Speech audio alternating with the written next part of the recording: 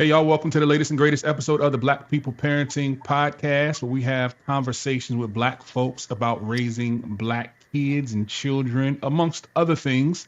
Once a month, we have this health related conversation where we talk about health issues as they pertain to how we as Black folks can stay healthy, how we can maintain our health, and just all issues around health and wellness. I introduced myself. I'm Dion the Glad Dad. Of course, glad to have you here. Thank you for joining us. If you're watching us on the replay on YouTube, thank you. If you're listening to us on any of the podcast streams, thank you. Be sure to like, share, and subscribe. This episode is going to be a little different than what we normally discuss during these health related topics, because on this episode, we're talking about weight loss drugs. Weight loss drugs are a huge, huge thing when it comes to just society in general these days. We've been seeing a lot of folks who are uh, taking weight loss drugs, wondering what the weight loss drugs are, all of those things. Well, now we have the ability to talk to people who work not only in the field of weight loss, I guess the weight loss field, the medical field of weight loss, I guess that's the way we would describe it, but also people who are actually taking the drugs, because the drugs, as we know, like Ozempic and Manjaro, I hope I'm pronouncing that right, they are actually intended for people with diabetes a lot of times. So a lot of us Black folks in our community, we are unfortunately, I'll say, biologically cursed to a degree to be predisposed to things like diabetes and heart disease and things like that. A lot of those things that come with obesity. So I think that it's important as we talk about Black parents and we talk about um, how we can stay around longer. We talk about these things, but also we talk about like how these things correspond with the COVID-19 vaccine, because we see folks who are more than willing to take these weight loss drugs to lose weight, but we also saw some reluctancy for people to um, get vaccinated or to go through clinical trials for HIV and AIDS and things like that. So this is the conversation we're having today. I got Dr. G along for the ride. Hey, Dr. G. Good evening. Good Let evening. me also give a primary shout out to the HIV Clinical Trials Network, who brings us here in this space. Um, this is a really interesting topic to me about um, how resistant we can be in some things, but be all in on other things that, even though there is stated controversy about how they affect individuals and groups, um, how we perceive it and what we selectively choose to believe as far as what is credible and what isn't. So I'm not only am I looking forward to the conversation because of the expertise of those who are on today, but I'm also interested in how we talk about those intersections and how we address and have a rational conversation when it comes time in this fall to go back to encouraging flu shots and vaccine protection and that kind of thing. Mm, mhm, mhm, So, mhm. Good. So we got my man Xavier Pearson here. Xavier is a weight loss health coach. Xavier, tell us a little bit about what you do in your role as weight loss health coach. Sure. So I'm actually in charge of a team of health coaches, and we're an integrated health clinic. So we have physicians and nurse practitioners, PAs. But the main focus of the practice is to help people lose weight with the least impact on their bodies. So we start with that which we can control, which is what we eat. We talk to patients every day, and as a community, African Americans struggle with weight probably more than some others. And Mhm, so typically when we see a patient, we start holistically and we talk through the social determinants of health, what things are impacting them, like, spirituality, like stress. We have GLP-1s obviously at our disposal, but they're not our first go-to for a lot of reasons. Typically people come to us after having tried multiple other options like fad diets. Sometimes they try things like phentermine, which is a stimulant, and then they end up with us and they're never unhappy that they did, because we can show them what things are holding them back with weight loss that they maybe don't know exist. And we'll get into this later, but GLP-1s are not the be all and end all answer for everyone for weight loss. And so a lot of times people are very surprised that they have other concerns happening. Like for women, a lot of times we find out it's an issue with their thyroid or pituitary system. And once we resolve that and we teach them how to eat appropriately, they lose the weight. And again, no medication. So we try to find those ways to get there first. And GLP-1s are a great resource, and we can use them when appropriate. But they're not the answer, quote unquote, if that makes sense. Mm-hmm. Got you. Appreciate that. And we have Miss Maya Mays, friend and family of the show. Our second time being on here. Maya is someone who is currently using one of the weight loss drugs, but not for weight loss. She's actually using it for diabetes. So I'll let Maya tell you a little bit more about her journey, and we'll dive into questions. But Maya, welcome to the show. Thank you. Thank you for having me. So you want me to tell my journey now? Maya, if you'll allow, just before we begin, one of the things I noticed, should I be saying Dr. Pearson? No, thank you very much for asking, but It's just Xavier. So let me put a few things out here for the listeners. One, I want to be conscious and mindful of using terminology that we might presume people know what it means, or using acronyms that those who are listening on Facebook may not understand what they are. So I'm going to step back a second and just edify that, but also bring up two terms that were mentioned, ask if you'll please explain them. And as Maya begins to tell her story, to be mindful. One is using the acronyms GLP-1s, which people know it by the street name. Well, I'm going to call it the street name. So if you'll use the street name and then whatever. The other is, tell us about pituitary glands. Sure. So GLP-1s, for one, is a short acronym for a long name, glucagon-like peptide agonists. So what those do is mimic a naturally occurring peptide in the body. And that peptide helps us to regulate glucose and insulin in the body. So typically those are peptides, which is sort of like a natural-esque kind of thing. And we take those GLP-1s to help our body create insulin and manage glucose at a regular level, which contributes to weight loss as a side effect. What's the street term? When I say street term, I mean, when people listen to TV, what is the product? The brand names. Say that again. Like the brand names. So the brand names of those medications are Wegovy, Ozempic, Mounjaro. Let's see, there's tirzepatide, semaglutide. You may hear that. There's Rybelsus. There's Zepbound. So there's tons, but usually Mounjaro and Ozempic are the two that are most widely known. Appreciate that. I just would like to say this is educating me because I've been calling it Mounjaro. I didn't know the J was silent. And my doctor learns something new every day. Well. Mounjaro. Oh, okay, cool. I didn't know. That's why he's got the letters big after his name. acronyms after his name. Right. So lastly, got all the letters. would you again talk briefly about the relationship between the pituitary gland and what those medications seek to modify or control? So the pituitary gland, actually, those medications don't do anything for them. And that's part of the reason why we test those types of things in the office. The pituitary gland and the thyroid are organs in the body.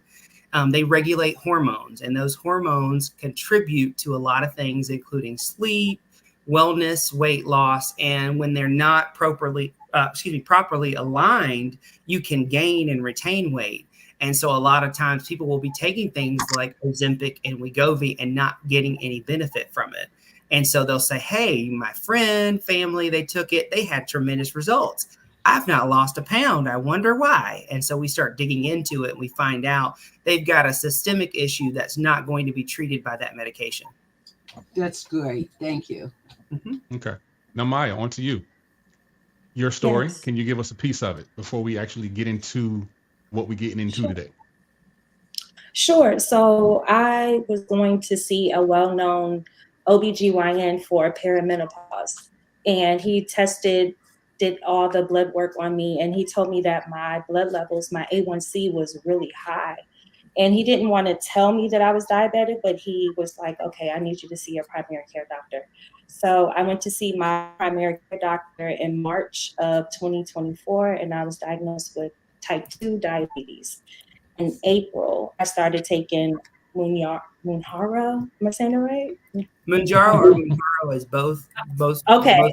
Okay, so I like taking Mounjaro. So I started off taking 2.5, and now I take 5 milligram weekly injections. And when I was diagnosed, my A1C was 0.8, and I just went to my primary care doctor for a follow-up. I've lost 20 pounds, and my A1C was 5.4. Wow, Congratulations. awesome. Congratulations. So let's Xavier, I want to talk to you for a bit. And you dove into it a little bit. But what do you think are the primary benefits, of course, of using these medications, Did we specifically lose the ones them? oh, we did. Let me bring him back up. Hold up. There he is. There we go. Xavier, what are the primary benefits that you would say of using these medications for weight loss? And also, how do you think they have benefited people of color that you've seen in the work that you do? Absolutely. So I'll start out because this is an important part of who I am. I am a preacher's kid, and I'm one of 13 kids. So obesity is rampant in my family, and I've seen the benefit of this medication so much. One of my brothers has struggled with obesity as a disease since he was about 2 or 3 years old. Like Maya, he discovered that he had a high A1C, and they call it pre-diabetic. Essentially, what happens is your body is not handling the blood sugar correctly, and so you begin to build what's called insulin resistance, which is when your pancreas sends certain things in the body that says, "Hey, regulate the blood sugar this way."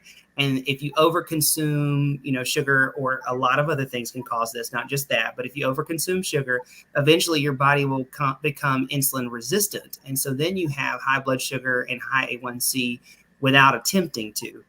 And so my brother found out he was what's called pre-diabetic. And so he started using the medication. And I think he is down like 78 pounds in the last 7 months. And that's not changing his diet and exercise. And if you know my family, they're not always going to listen to me when I try to tell them, hey, this is what you need to do. They don't always want to hear that. But that medication has essentially saved his life. It does a lot more than just the blood sugar function, but that's the primary reason why people lose weight. Because if you take that peptide agonist, it's going to help your body manage the blood sugar that it has. And like when you eat food, it's going to process that food differently. Does that answer your question? Yep, absolutely. Absolutely. So it kind of changes the function of the digestive system to a degree. Is that correct? It fair? Slows down the digestive process as well. So you also have the side effect of feeling fuller longer. Maya, I want to talk to you about the diabetes. Like you said, you've been using Mounjaro. I just like saying it that way. To treat your diabetes. Was there any reluctance on your part to start? Because again, as Black folks, we can be a little resistant to what we consider new types of treatment and things like that. And for many of us, getting a shot to lose weight, for some it seems super simple, but for some it can be a little bit difficult. So was there any reluctance on your part to even give this a try? Yes. So when my doctor came and told me that I had type 2 diabetes, I started crying. And she had amazing bedside manner. She was just wiping my tears. I was thinking about my grandmother growing up, watching her prick her fingers. She had type 1 diabetes. And so the doctor was like, no, you will not have to prick your fingers. I want you to have the Dexcom sensor, put it on your arm. It will read your blood sugar. You change it every 10 days, and you'll have a device. You can link it to your iPhone. And then you're just going to give yourself weekly injections. It's just going to be a little pinch every week. And I just was like, I could do this. And she was like, you can reverse this. This is not, once she explained that it wasn't like lifelong, I can reverse it with diet and exercise. I was like, okay, I'm in the gym. I eliminated sugar. It's agave, it's honey, you know, sometimes it's nothing. I just really changed because I was like, I don't want this. And when I was diagnosed, I was like 196. I'm like 170 now. So that was the question, Maya, that and Xavier, that I noted when you were talking about changing behavior, about eating. So I heard Xavier say that that despite the weight loss, there wasn't exactly a change in the way what they were consuming, how much they were consuming. It was strictly dependent upon the medication itself.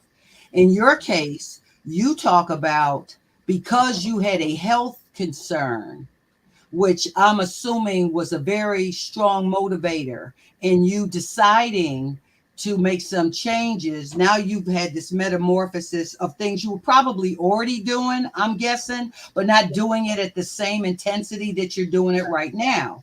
And so when I think about people who are doing it for medical reasons versus people who are solely doing it to lose weight,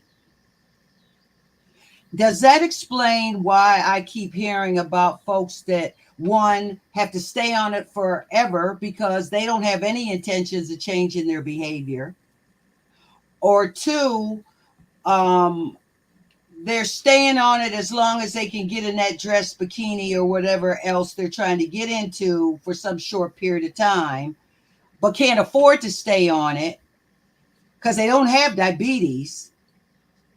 So how are you leveraging these conversations with someone like, with Maya, Miss Mays, who clearly saw an end to this, meaning she saw, like her doctor said, we can do this. I see an end to this. I don't see this forever, versus the person who's doing it for superficial reasons and may have to take this thing forever. What are the side effects? So specifically in our practice, and we are different from a lot of other ones that you see, we talk to people about their own ability to contribute to their weight loss before we discuss medications, before we look into what's causing the weight gain. Everyone can do something without the help of anyone else to lose weight. And then these medications, whether you're using them to treat diabetes or pre-diabetes or solely for weight loss, everything you do still contributes to the outcome. And so for patients to work with me and our team at New Life, they have to commit to doing more than just taking medication. We won't even give it to them if they're not willing to understand the determinants that are contributing to their weight gain. The problem that we see is because there's money to be made. For-profit agencies are out there and they're marketing up and down the coast and all across the country that this miracle drug has come into existence. This is not the first time it's happened, because 25 years ago, you heard about Fen-Phen. Everybody can take it. You can lose weight. It's great for you until it's pulled from the market or until someone is harmed by it. And while I won't get into Fen-Phen, but phentermine still exists today. It is a stimulant. You can lose weight on it. It is quote unquote safe as far as the FDA is concerned. But if you don't understand what you're taking, you shouldn't be taking it. There are risks involved with the medication. And so when someone goes about using the medication and they get a great result, they're happy. And Dr. Bambi, as you mentioned earlier too, if they can't afford it anymore, they're off of it. So that yo-yoing that occurs doesn't have to. Like, we've got patients who are like, hey, all I can afford is 2 or 3 months of the medication. And so we tell them, this is what we're going to do. And this is going to be our game plan, because we want to, number one, maximize the use of the medication. But then number two, make sure you don't ever need it again. We don't want you to need the medication or us ever again, because it's not magic. We just have to understand what the determinants are that are contributing to the weight gain. So just for the record, how much do you pay, Maya? Yeah. Oh, sure. So for my copay, I pay $35 per box. For the Is Monjaro. that the going? You must have insurance, obviously. Oh, yes, ma'am. I have employer insurance. My copay is $35 for a box of weekly, a month supply, I'm sorry, of Manjaro injections. And you have a diagnosis that qualifies you Yes, for ma'am. just that. Now, Yes, for ma'am. the person who has no diagnosis to So support that, how does that there's work? a multiplicity of ways to get this medication. So the And I'm not first talking about is, black market either. I mean legal ways. With the So let's fake. start there. Okay. So first of all, Maya is in a situation where she has a diabetes concern. And so that is the by far cheapest way for most people to get the medication. Because obesity and diabetes often go hand in hand, a lot of family doctors take the easiest route, as they should, because they're trying to maximize the patient's insurance. Some insurances also pay for the medication for weight management aside from diabetes. However, that number is quickly drying up because what happens when the industry booms and insurance companies have to pay a lot, they say, oh, wait a minute, we're going to start red circling this. Also, medium and small sized employers, when they're self-insured, are going to make the decision to carve out things that cost their group a lot of money. And so, especially in the South where I live, they are carving it out left and right and excluding it from coverage. So even though you have health insurance, they're not going to pay for it for weight management. And in some instances, they're not going to pay for it for diabetes management. So what patients then end up having to do is either, number one, they can go to a pharmacy and purchase it for cash. And that can be upwards of $2,000, $3,000 for a month's supply. They can go about purchasing it through a physician's practice, whereby the physician's practice becomes the dispensary for the patient. Usually they get it from a pharmacy that's a compounding pharmacy, and they mark it up. So you can save money there. Or they can go directly to a compounding pharmacy in certain states, and the pharmacies actually have physicians on staff that can prescribe it and get it to you. The problem in the whole setup is the only people that can sell Monjaro or Wegovy are the manufacturers that make it. So the active ingredient in that medication, whether it's Monjaro's, is called tirzepatide, and in Wegovy, it's called semaglutide. Those are just like if you go by Tylenol versus acetaminophen. So there's very little noticeable difference between the two. Everybody's got their flavor of it, but it's still essentially the same medication. But the important part is finding a reputable compounding pharmacy. And our practice works with 3 of the largest and most scrutinized pharmacies in the country. So we won't just get it from anywhere. There are shortages that happen. We have to prioritize patients with diabetes issues over other patients. And so sometimes there can be delays. Also, the dosing is different. So that little pen that Monjaro or Wegovy has, we can't replicate it. So when a patient comes to get it from our practice, they have to draw it in a needle as though if you ever saw someone administer themselves insulin. So it's still the same medication, but the delivery is going to be a little different. So they've got to be a little bit more educated on how to use it. Typically, just to give you an example of what someone would pay, they might pay $1,800 for a month's supply going to the pharmacy. They'll pay $1,800 for 4 months supply coming to us. So we don't charge what the standard brand price is, but that's because we're not trying to get rich off of selling patients medication. We're trying to get them well. And I have a personal skin in the game because I want to see Black people doing well. So when they come into us, I get that all the time of, hey, I looked here or I saw online, they offered this special, but then once I started, they kind of said, oh, that was for the first month. It's going up. There's management fees. You have to pay to see the physician if you have a comorbidity or like any kind of issue with the medication. And so we just strive to make sure it's accessible to the patients, but it's still a very expensive medication, even through us. So I want to say this because I think there's been a lot of conversation about these drugs, and here in North Carolina, I believe I could be saying this wrong, but the state basically took the weight loss drugs off of their insurance plan. So Correct. We call it a if you want to stay formulary. That's right. that, yep, that's fine.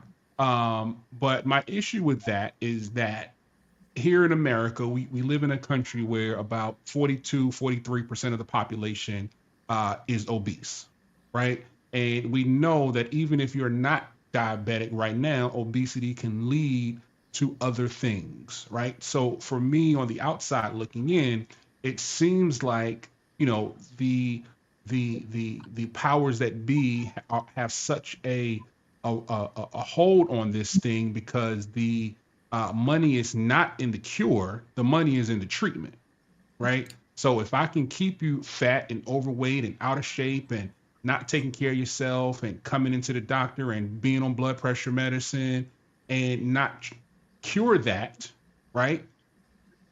I'm going to continue to get rich. So my question is that, and I'll ask this to Maya, as someone who is taking the medicine, number one, do you or has your doctor told you that you're going to have to take it for an extended period of time? And number two, what is your plan of action, or if you've developed a plan of action to stay healthy, to keep your diabetes, your A1C in check after you have completed the treatment, if that's a part of the plan? Right. So, well, this has become a lifestyle for me. So I'm in the gym, I'm eating right. That's just what it is. You know, eliminating sugar. I just realized, like, when I saw 6.8, I was like, what? You know, like, what do you mean? Like, that's not pre-diabetic, like you are diabetic. And so I have my doctor, my visit that I just had with her like 2 weeks ago, she said that I have reversed it. She's confident in that, but she wants to keep me on Mounjaro for like another month. And then she's going to take me off completely. Good. And I'll just have my regular visits with her. Yeah. Now, Xavier, I'll ask you this because I have heard whispers over the last few months about number one, like you said, the companies who own Mounjaro and who own Wegovy and who own Ozempic, they have the patent on these drugs locked and loaded, right? Correct. I have heard in my travels that there is generic forms of these medications that are in the works that will come down the line at some point. It ain't gonna be tomorrow, it ain't gonna be the day after that. But what do you think the impact of these types of medications will be on society once they are made more readily available? Once, you know, one treatment doesn't cost $1,000 or $1,800. Like, what do you think it'll be good for society, or do you think people will misuse it? Well, so the first thing I'll say is, remember, in order for us to be able to purchase a drug, someone has to make it. And so every medication that's made is made for profit. I would love to say that these people have warm hearts and open hands, but that's not the case. That's why when I go to the pharmacy to purchase epinephrine, which literally costs pennies to make, I have to spend $125 to purchase that. There's nothing I can do about it. I'm allergic to bees. If bees sting me and I don't have it, I won't live. But in order to purchase it as a consumer, I have to pay that price.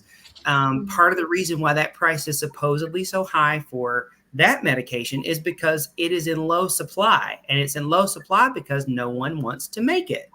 So the government can encourage, by way of subsidy, they can encourage, you know, manufacturers to make medications, as they do when it is in the public interest to do so. And so there is push by several legislatures. You know, everybody's not against us. Some people want us to be well. And so they are pushing for better production, for lowered pricing, the same way as all the other medications. Unfortunately, a private company doesn't really have to do anything. And so those medications, they have patents, and patents last for a really long time. As a kid, there was a medication called Zyrtec that came out when I was a little kid. Zyrtec used to be so expensive, and because I have a bad reaction to Benadryl, I used to have to suffer with allergy issues. And because I'm from modest means, I was on Medicaid, so I couldn't get Zyrtec. So I literally just took Tylenol cold and suffered along with it. And it took 15 years for that patent to expire for me to be able to now go to a Dollar Tree or Walgreens and spend $5 on a 100-pill bottle that lasts me for 100 days. The same will happen with this medication. The patents do run out by law.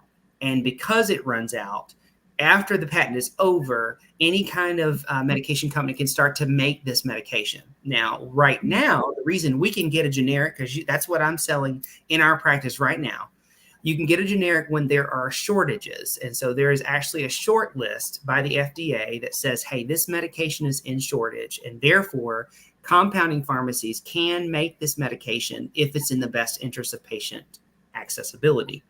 Eventually, the medication makers for Wegovy, Ozempic, Mounjaro, Zepbound, they're going to catch up with demand, which will mean that those pharmacies have to cease production. And we don't know when that's going to happen. That's totally up to the manufacturers. Right now, demand is so high, I don't anticipate that being even in the next year, but you never really know when that's going to come. I think as far as society is involved, part of the, I guess, hesitance that I have about everybody being on it is there are side effects. There are people who should not be on GLP-1 medications. Some of those folks are people with esophageal cancer in their family history. If they have irritable bowel disease, which a lot of folks have that, and various other just more, I guess, rare conditions. And so they are working on prototypes for medications that those people can take that are very similar to this. There's a couple of GLP-1s that are being studied right now, or I'll say, Wegovy, Ozempic alike medications that are being studied that will permanently change the DNA of a patient. Those kinds of things are scary to me. I don't really want anything changing my DNA. I want it to help me be better, but that kind of gives me pause. But as long as the medications are being administered by a physician or practitioner that really, truly cares about the patient, I feel like overall it's going to impact us well. Now, the problem is, as a buying group, Black people don't spend their money on their health, number one. They spend it on other things the majority of the time. And so we're seeing the improvement of health as a society happen faster in other ethnic groups than it is for African Americans because of accessibility to the medication.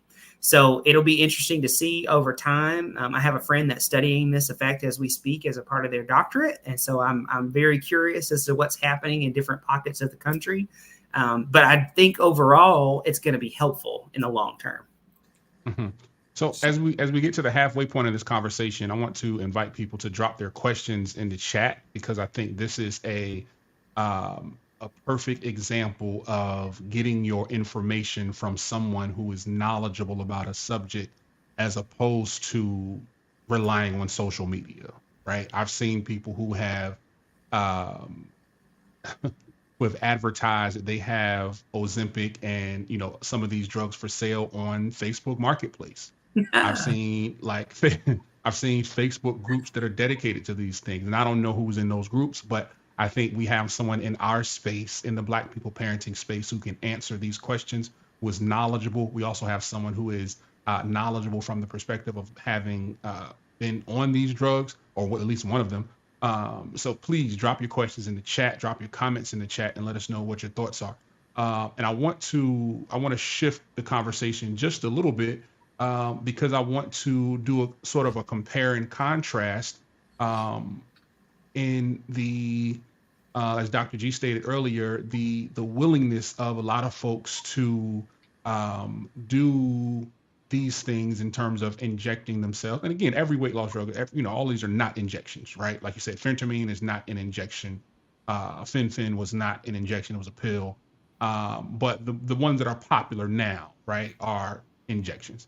But it seems to be that a lot of folks are willing to do this for vanity purposes. I'm not talking about the people like Maya who actually need the medicine for a condition like diabetes, but people who are willing to take the medicine to lose weight, but they weren't willing to get vaccinated for COVID. They weren't willing to get vaccinated for RSV. So Xavier, I want to ask you, have you seen any sort of pushback from folks, or like how has the comparison been for people who come into your practice in conversation as it pertains to getting Wegovy or getting Mounjaro as opposed to the vaccine? I think you hit the nail on the head with the word vanity. So, as a people, and I can say that because I'm one of them, we like things to look nice. Black people like for things to look great. And so if you've struggled with your weight your whole life, and here's this medication, and you see that you will have less of a struggle or maybe no struggle at all, it seems like people are much more interested in taking that as an injection versus having, the COVID-19 vaccine or even other vaccines before that. People, we have a reason as Black people to be distrustful of healthcare as a resource because it's not always been for us. And so when someone came and said, you have to have the COVID-19 vaccine, people are a little reluctant. And I was an early acceptor of the COVID-19 vaccine. I used to work for a large healthcare system, actually one of the largest in the state of South Carolina. And I managed the otolaryngology service department. And so anybody that came in for ear, nose, and throat services, that was where we were. And we didn't really know a lot about the illness. And the vaccine was not even approved. It was an emergency use authorization. And so they told us to stand in the forefront and get vaccinated. Unfortunately, I suffered Bell's palsy after getting that vaccine. And so a lot of folks in my family said, see, you shouldn't have done that. And trying to explain to them, well, I had actually a predisposition. And so that happened for a specific reason. It didn't just happen to everyone. That was hard. But when we come to Wegovy and Ozempic, people are like, well, that fat's going to go. I'm going to look great. So I might be a little scared, but I'm willing to take it. And there are oral forms of it. You can get it as a pill now. So, they've got that as an option. The strange part about it is you could take metformin and lose weight the same way that you take Wegovy and Ozempic. A lot of folks were taking that for women that deal with polycystic ovarian syndrome. They often are given metformin, which is an old diabetes medication that people are given before. And so you can lose weight as a side effect of different medications for a variety of reasons. But this one also has been so heavily marketed. You see it so much. You see celebrities using it. And some are saying they're using it and some are not. We didn't see that with FinFin.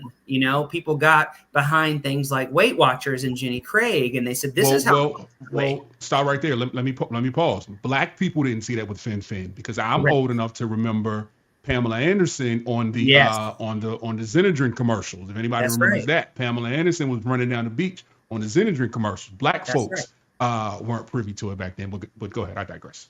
I think a lot of shift has happened in America where they realize the buying power of the Black community. And so there's a push to advertise to us because they used to advertise cognac and cigarettes and Cadillacs. And now they're advertising vacations and cell phones and Wegovy. And so I think there is a push. Plus we have PrEP. Don't leave PrEP out. What'd you say? PrEP. Oh, and PrEP. Oh gosh, yes, absolutely. Prophylaxis. Absolutely, yes.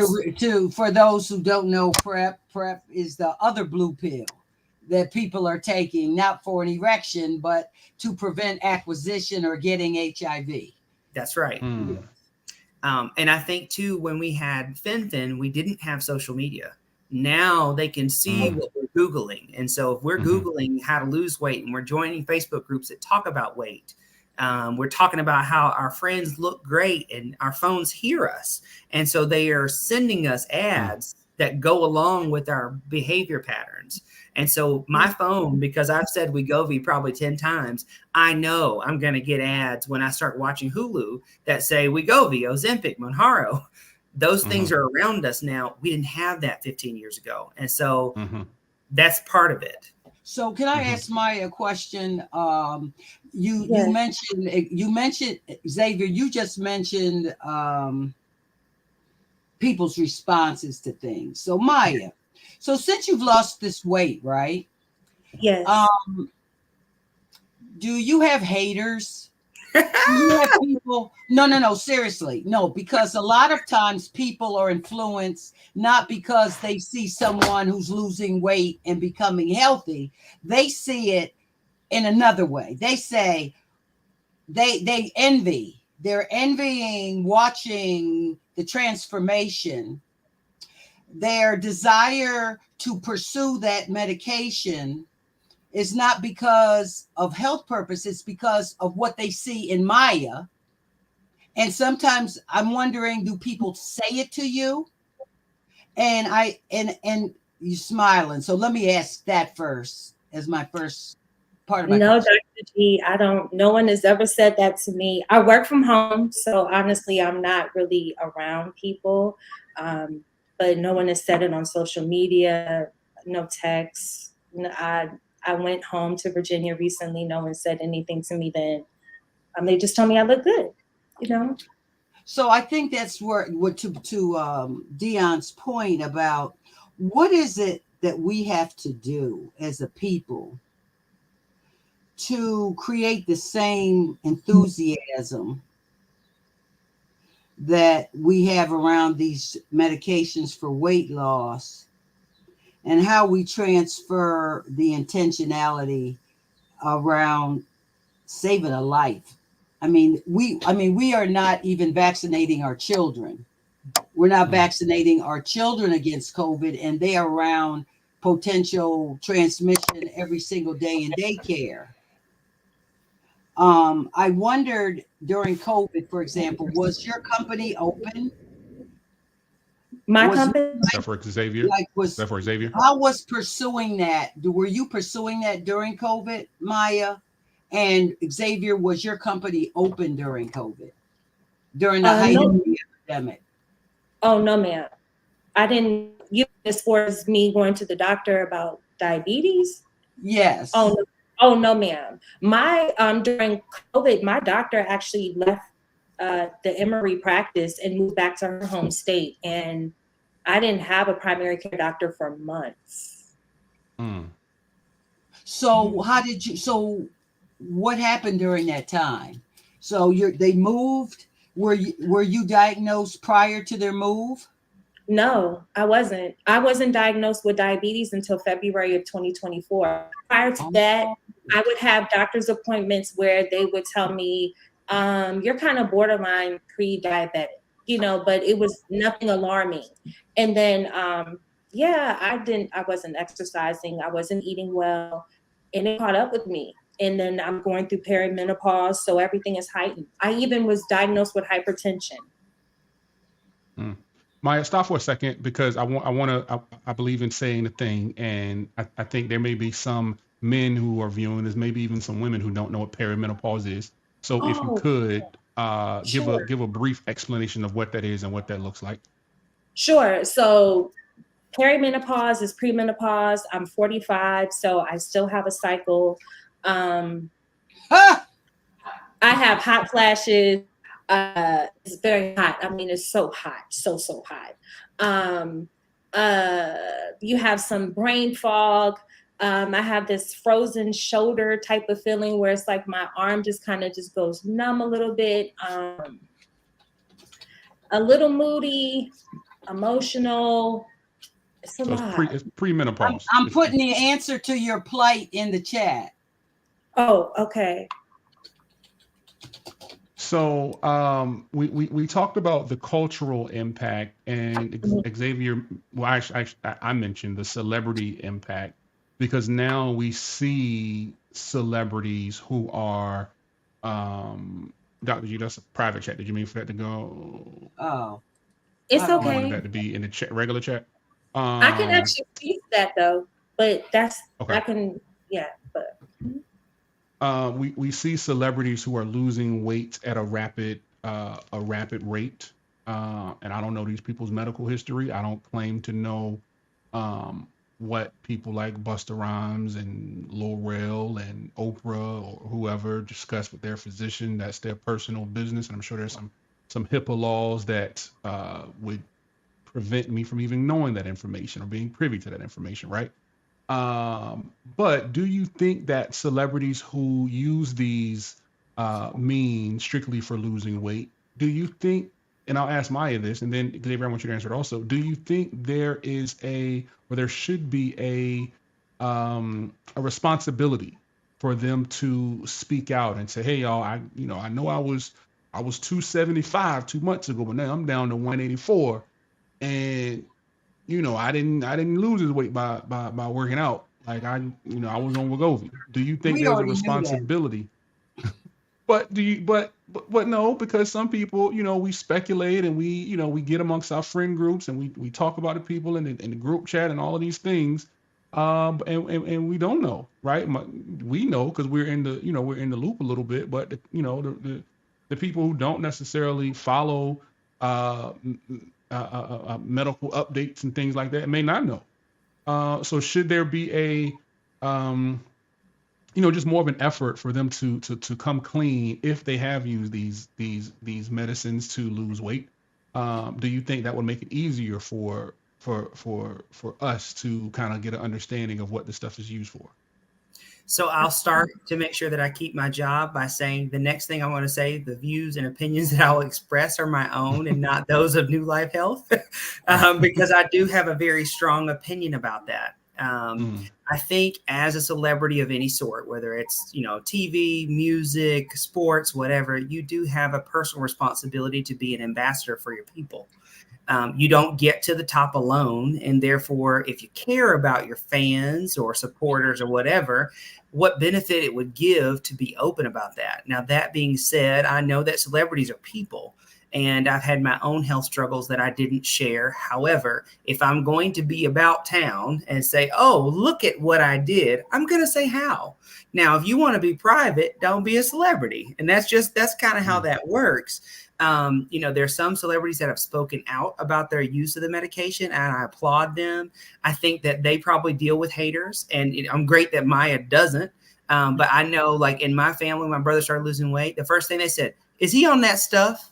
What's going on with him? What's happening? And there's negative connotations to it. And so the other thing is celebrities want to mystify their lives a bit. They want you to think everything happens magically. And I was just looking at something and I saw Taraji P. Henson, who I love and I adore her. Taraji, please don't come for me for what I'm going to say. But people were talking about, Taraji showing herself in the gym as though she hasn't been on Wegovy. We know Wegovy when we see it. That's Ozempic face, blah, blah, blah, that type of thing. I don't know that she ever addressed it or came back and said anything. I will say as a human being, I would have assumed that weight loss that happens that fast is related to that. However, people can lose weight the natural way quickly as well. And so I don't know those things, but I think if I were a celebrity, if I was Dion and I took the medication, I would tell people because I want people to know that I did it with a combination. Let me tell you something. If I drop these 25 pounds, I'm gonna tell the whole world. I don't know. We gonna turn up. If I get back down to 230, if I hit my fight weight, Dr. G, we gonna party. We turn up. HCG. I've used HCG on a couple of occasions. HCG being a female hormone that I took an injection. I lost 25 pounds in 30 days. It was awesome. I mean, the aftermath was awesome. But again, to Xavier's point, keeping it off is the issue. And I think that part of what we're not acknowledging about celebrity is that they don't get paid for being overweight. No, they get paid and they get selected for roles based upon their being able to maintain their eye candy nature. Correct. So people look at them and they don't see sexy, they don't see whatever they're looking to see. Then that minimizes their acting opportunities. So their motivation to me for celebrity is similar to that of someone who has a diagnosed health condition. They're doing it very specifically to get an outcome to save their life. 30 days. And it's all relative. Actress, an actor, a celebrity, they're taking these medications because their financial life is in jeopardy if they don't. So what we think is trash is another man's treasure. And so judge ye not, lest ye be judged. That, you know, that's pretty Mm. much where I've positioned myself, and check my envy and my jealousy, because they drop that weight that quick, because we all know what it requires. But that being said, you know, the whole purpose of HVTN, this whole journey that Dion and I and some other colleagues have been on for the last couple of years, has been an exploration of trying to talk to our community about what are the things that are holding us back. You know, what are these different issues, these health disparities that are creating an environment we are just dying way too soon, and things that used to happen to us when you were in your 70s and 80s, now they're happening in your 20s, 30s, and 40s. You know, we can now look at a young man or woman who's carrying all this extra weight in their 20s, and we know what's going to be at the end of the road. And compound that with a COVID diagnosis. So this is the challenge that lies before us. Because the truth is that Maya, Miss Mays, I still congratulate you, because there are so many people that even in the face of a negative outcome just won't do right. They just, the changes you've made, the transformation in who you are physically and mentally, there's so many people out here that just can't get it together enough for other reasons.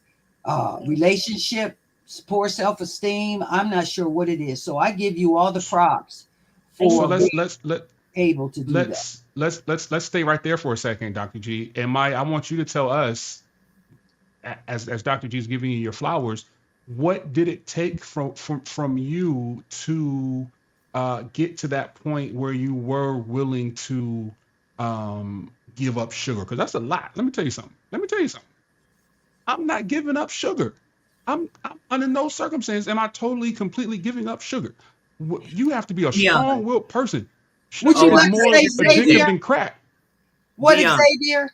I have a question for you. So this happens Yes, all sir. the time where men come in. I am not giving up. Fill this in. If it gave you erectile dysfunction, would you say the same It's thing? out of here.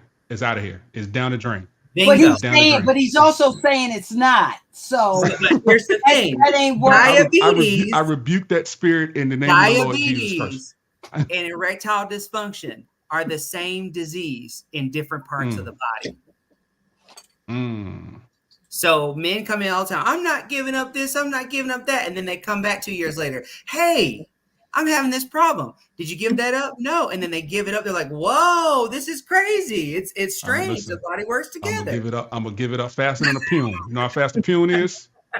Pew, I'm out of here. I'm looking at this chat. That's what I'm throwing me off.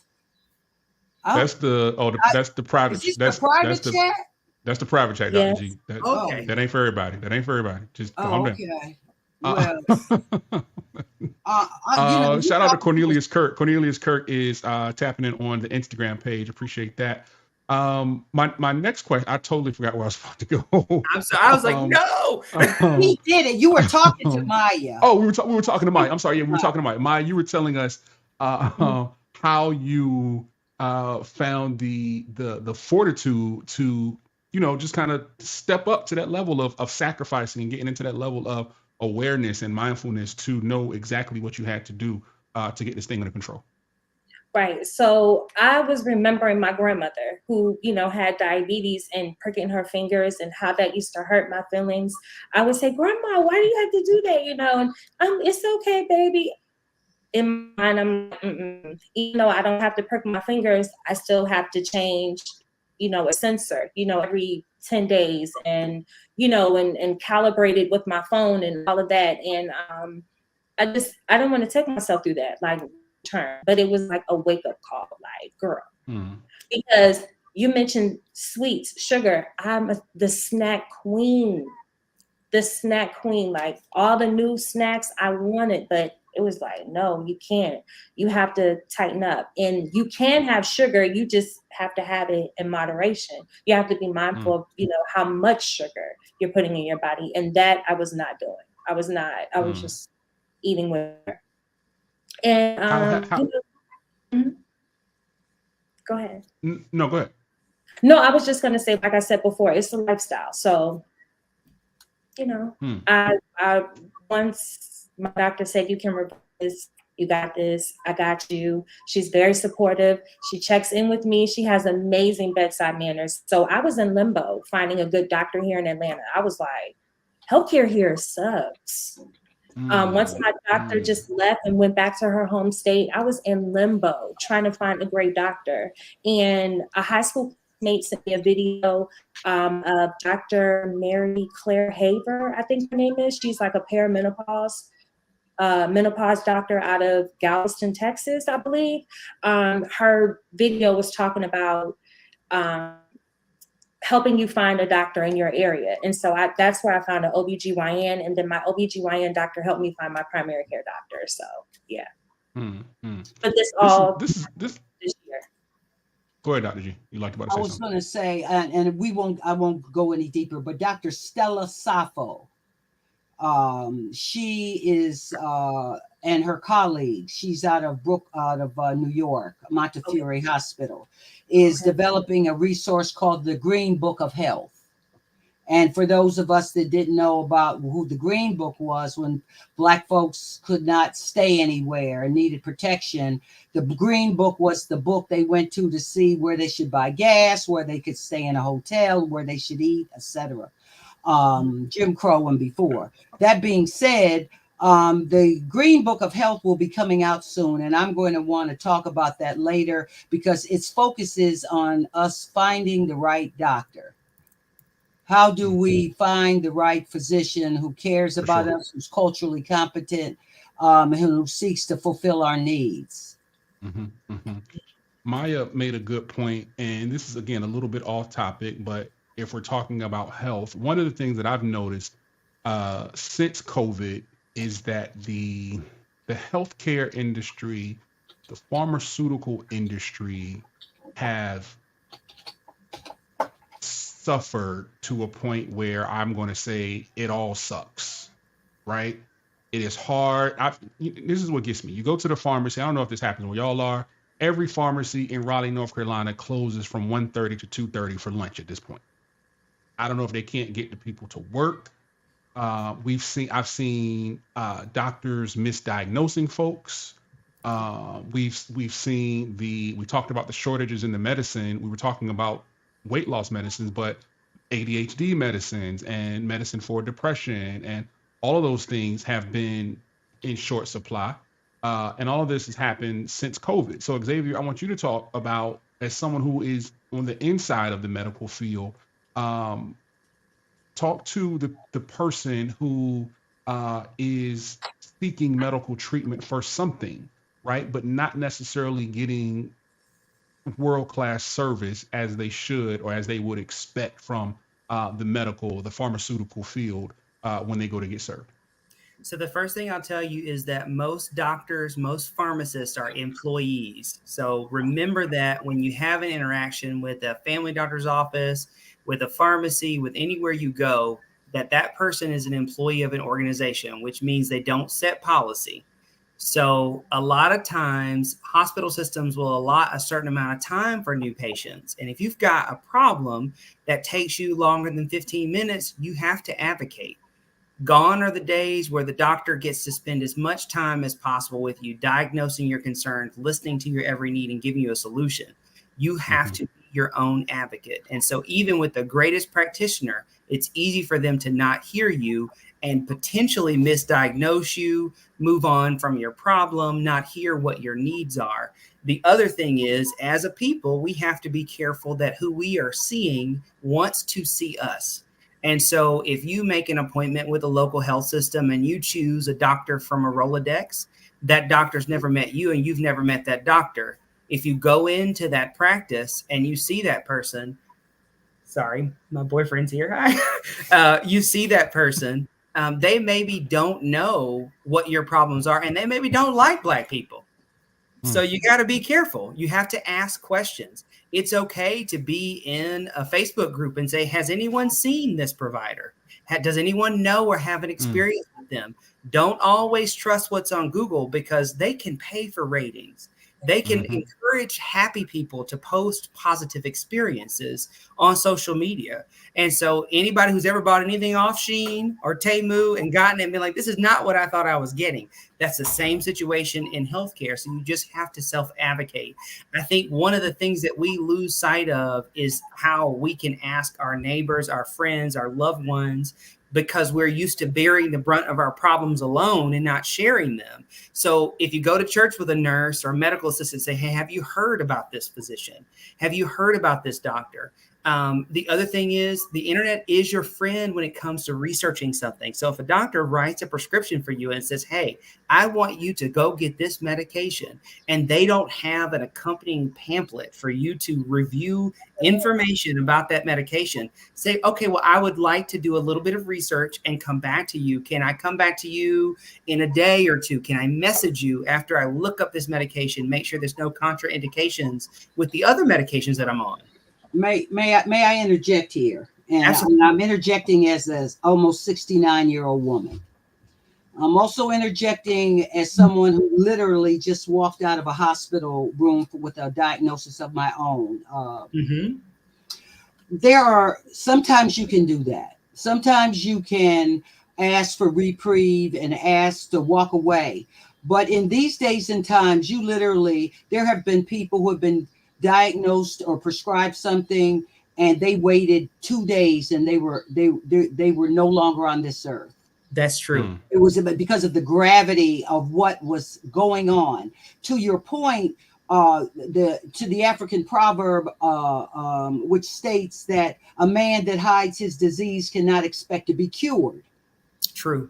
Part of what you discuss is that when we see something, and I'm speaking from a public health, when we Black folks see something, they say, if you see something, say something. We have this accustomed, because of slavery, because of our history, to suppress, to be quiet, and to withstand, to keep to ourselves, thinking it's a badge of honor, when in fact we need to speak up. We need to tell our loved ones, I'm feeling this kind of way, or something's not right. To your point, best advice I can edify. Ask other people who've had the same condition. Who do you go to? Why do you go to these people? Who did your knee surgery? Why? How did they treat you when you were there? Did they do follow up with you? Ask questions, but you can't ask questions if you're hiding. That's right. Your disease. So find someone you trust and make sure that they don't have a medical degree from the streets. Make sure that they're not giving you their personal opinion, but what they give you is based in science, which is part of our mission at HVTN. Make sure that whoever you talk to, that it's coming from credible sources and not from gossip, because gossip will kill you. Hashtag. And Dr. G, one thing I'll add to that too, this happens in mental health so much, but I feel like it's in all health. People will go to their faith community and they'll have people pray for them. And I think prayer is an amazing part of our wellness. I'm a strong Christian, and I trust my leaders at church to pray for me, but I also understand the power of seeking out the physical support that we have in the healthcare system.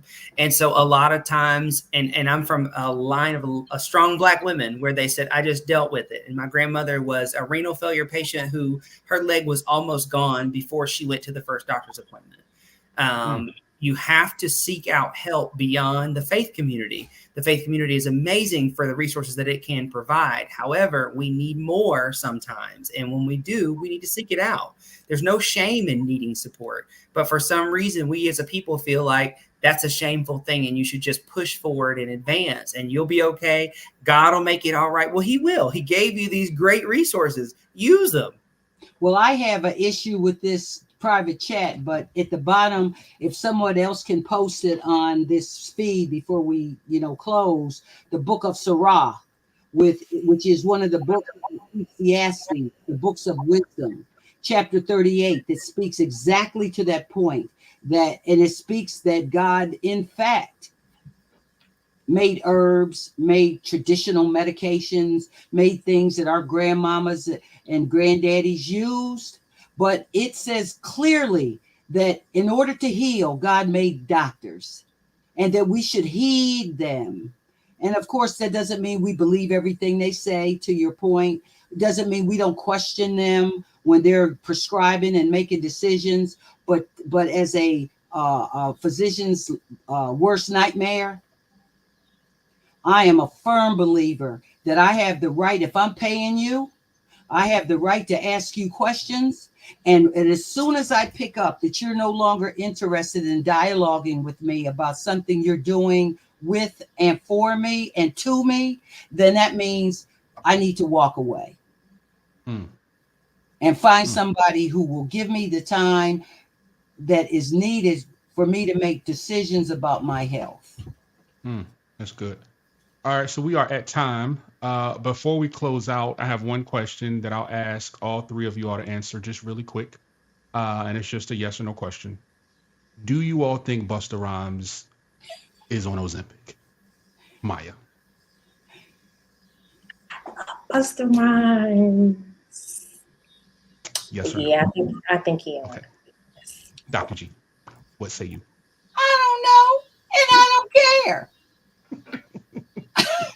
I love Xavier, I Busta won't Rhymes, but I won't ask you, Xavier, because I don't want to get you in any trouble. That's it, man. What you think? We out of here. What you Absolutely. think?